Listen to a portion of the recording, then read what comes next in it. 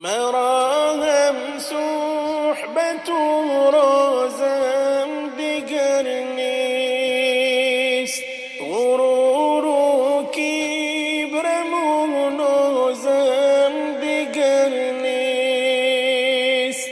تمامی دولتم بود روی مادر، بلندی های پروازم